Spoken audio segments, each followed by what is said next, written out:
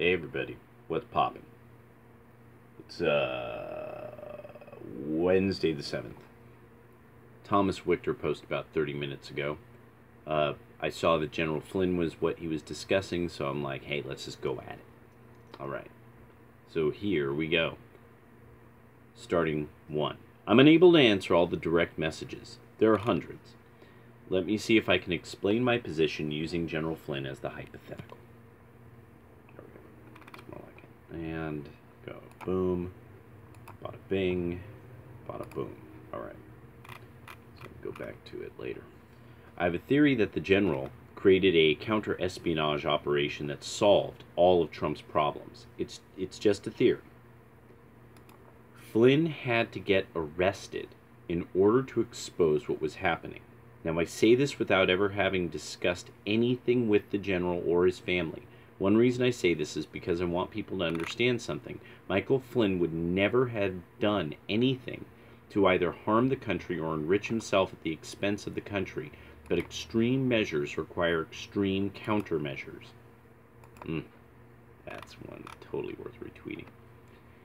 Flynn would not have discussed this with anyone. Everything had to unroll truthfully.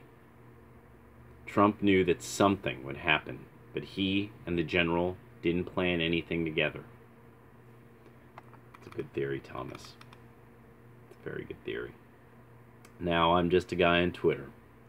Trump and Flynn and Pence and everyone else are not only smarter, they have access to intelligence that I don't.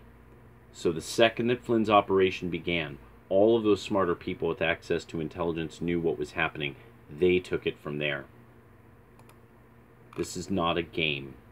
The Trump administration was in danger of being destroyed by partisan members of every possible agency you can imagine and the judiciary. Where we are today is the direct result of Flynn's counter-espionage operation. Mueller, Horowitz, Rosenstein.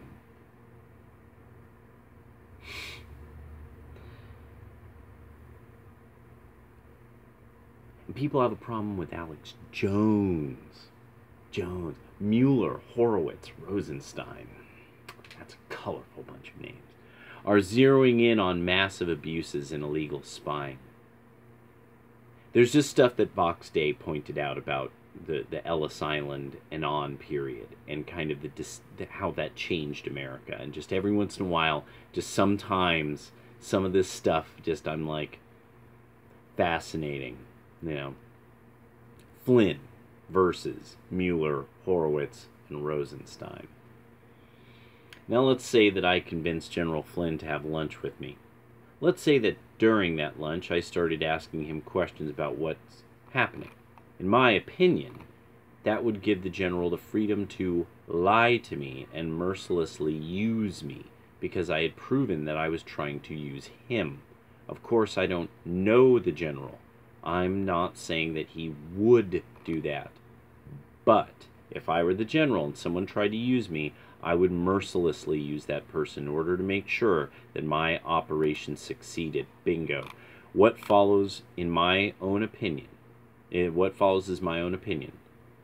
I would never believe anyone who told me anything for publication if, and that's a big if, the general indeed crafted a counter-espionage operation. He'll never admit to it. Look around you at the people telling you things. They'll all have something to gain from you listening. Bam. My own opinion is that personal aggrandizement takes precedence over the good of the country.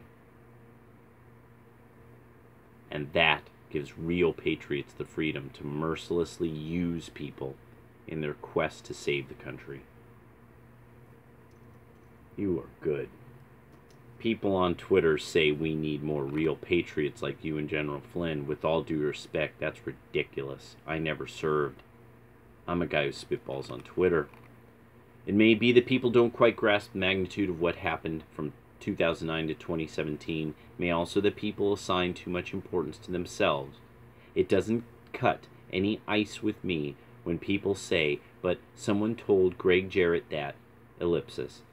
They're going to tell Jarrett what they need to tell him in order for all of this to work. If I were General Flynn and somebody asked me things that they planned on publishing later, I'd tell that person whatever I needed to tell them in order to make my plan successful. Seems logical, doesn't it? And that's why if I ever met General Flynn, we would talk about everything except his tenure as President Trump's advisor, National Security Advisor, and former National Security Advisor. If you yourself are willing to use others for personal aggrandizement, that gives them the freedom to turn the tables on you. For real patriots, all that matters is the country.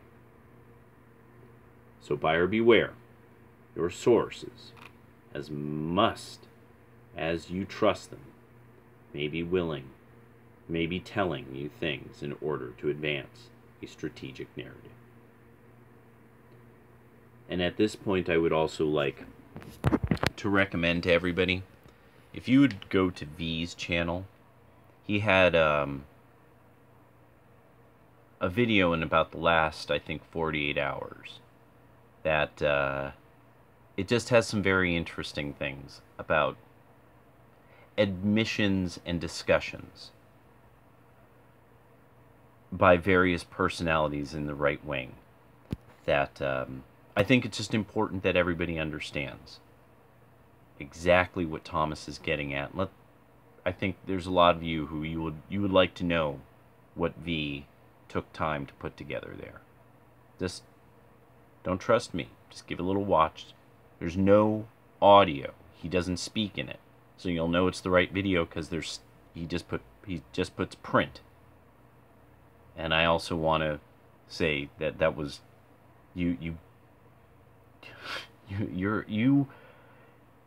that was one of your best, brother. That was one of your best ever.